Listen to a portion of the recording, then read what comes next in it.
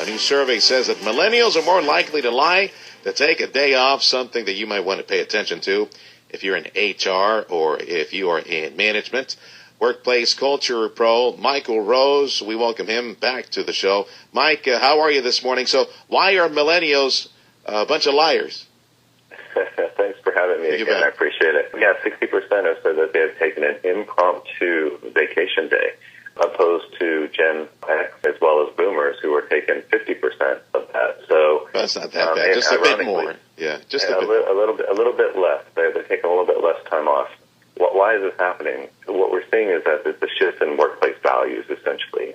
You know, the Gen Xers out there and the Boomers, you know, we've heard forever about this work-life balance, but the shifting concept of work-life values in the millennials, or we also call them the Gen Yers, in this work-life integration, not necessarily work-life balance.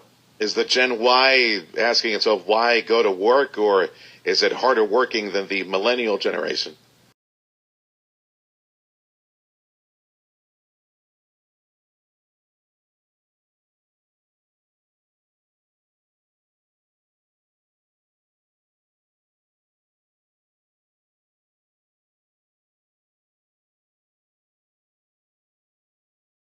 In the current age of 2014 is ages 22 to 37. Okay.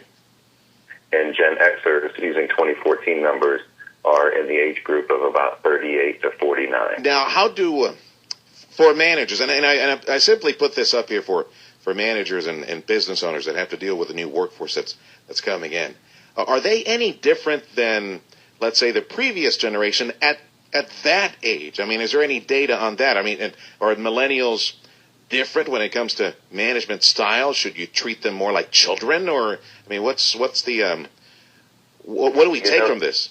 Exactly, I would say no, not at all like children. As a matter of fact, it's an interesting question between Generation X at the same age as millennials. What we can say, though, is millennials is 35% of that population is using the internet, whereas 21% of Gen X is using the internet. So I definitely think having access to more information through the internet is changing from generation to generation. But in my experience, in treating them like kids or younger generation definitely has the adverse effect. Half of my company, of the people that I manage, are Generation X. The other is half Generation Y.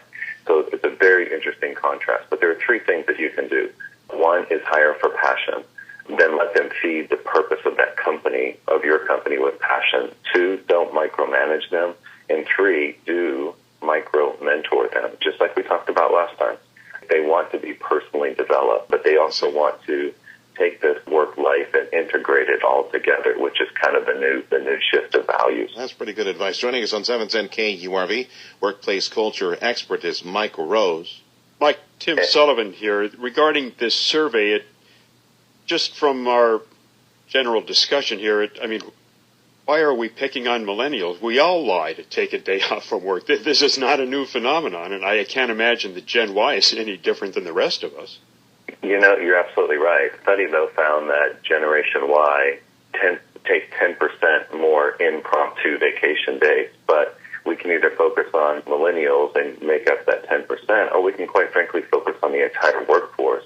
Isn't that really, though, painting this group in a pretty broad brush? What's the difference, really, then, between Gen Y, Gen X, baby boomers? Yeah, I think it's their definition of success. You know, I would probably put Generation X and boomers in the same kind of category for the sake of this conversation, and their definition of success is title and money. You know, title and money is a sign of success, whereas the Generation Y or millennials, their definition of success is what they do day to day is a sign of achievement. So not necessarily how much they get paid. Exactly. Wow. Wait till the kids show up. Then that's going to matter for them.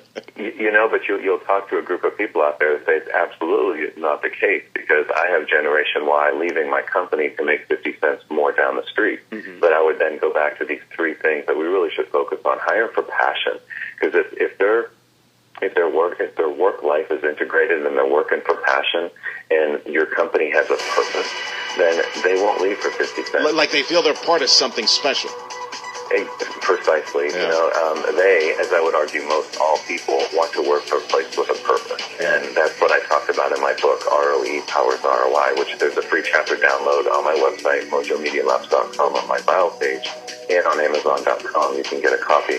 But it talks about how to build purpose to a company. Mike, thanks for your time.